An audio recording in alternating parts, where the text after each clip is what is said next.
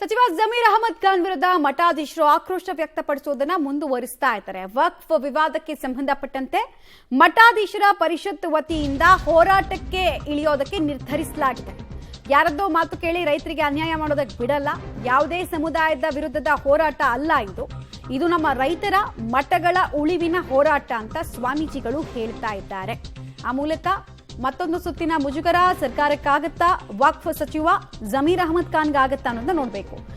ಕಂಡ ಭೂಮಿಗೆ ಬೇಲಿಯ ಸುತ್ತುವಂತಹ ಕೆಲಸ ಮಾಡ್ತಾ ಇದ್ದಂತಹ ವಕ್ಫ್ ನಡೆಯನ್ನ ಜಮೀರ್ ಅಹಮದ್ ಖಾನ್ ಅವರು ಸಮರ್ಥಿಸಿಕೊಂಡಿದ್ರು. ಅದಾದ ನಂತರ ಡ್ಯಾಮೇಜ್ ಕಂಟ್ರೋಲ್ಗೆ ಏನೇ ಪ್ರಯತ್ನಗಳಾದ್ರೂ ಕೂಡ ಈಗಲೂ ವಕ್ಫ್ನ ಬಿಸಿ ತೂಗುಗತ್ತಿ ರೀತಿಯಲ್ಲಿ ನೇತಾಡ್ತಾ ಇದೆ.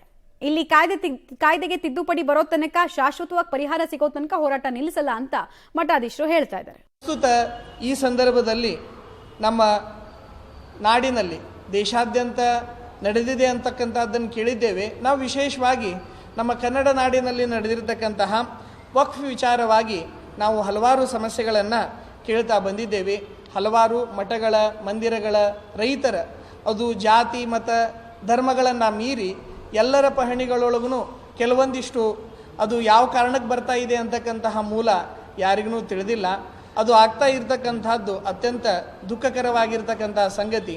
ಮೊನ್ನೆ ನಮ್ಮ ನರೇಗಲ್, ನಮ್ಮ ಮಠದ ಬೋರ್ಡಿಂಗಿನ 11 ಎಕರೆ 19 ಗುಂಟೆ ಜಮೀನಿನೊಳಗೂ ಆ ವಿಚಾರವಾಗಿ ಬಂದಾಗ ನಾವು ಮಾಧ್ಯಮದ ಮುಖಾಂತರ ತಿಳಿಸಿದ ನಮ್ಮ ಜಿಲ್ಲೆಯಲ್ಲಿ ಕೂಡ ಅನೇಕ ರೈತರದು ಹೀಗಾಗಿದೆ ಅಂತಕ್ಕಂಥದ್ದು ಸಾಮಾಜಿಕ ಜಾಲತಾಣಗಳಲ್ಲಿ ಕಂಡು ನಮಗೆ ನೋವಾಗಿದೆ.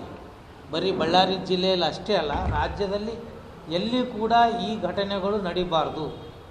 ಸರ್ಕಾರ ನಮ್ಮ ಕರ್ನಾಟಕ ಶಾಂತಿ ತೋಟ ಅಂತೇಳಿ ದೊಡ್ಡ ದೊಡ್ಡ ಕವಿಗಳು ಎಲ್ಲರೂ ಹೇಳಿದ್ದಾರೆ. ಇಂಥ ಶಾಂತಿ ತೋಟವನ್ನು ಸರ್ಕಾರ ಅಶಾಂತಿ ತೋಟವನ್ನು ಆಗಲಿಕ್ಕೆ ಇಂಥ ಕಾಯ್ದೆಗಳನ್ನು ತರಬಾರ್ದು.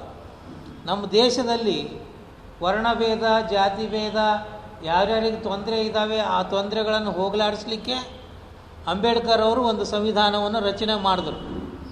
ಇವತ್ತು ಆ ಸಂವಿಧಾನಕ್ಕೆ ಬೆಲೆ ಕೊಡಲಾರ್ದಂಗೆ ನೀವು ಯಾವುದೋ ಕೆಲಸಕ್ಕೆ ಬರಲಾರ್ದನ್ನು ನೀವು ಹೇಳ್ತೀರಿ ಅಂತಂದರೆ ಅದು ನಮ್ಮ ದೇಶಕ್ಕೆ ಅಗೌರವ.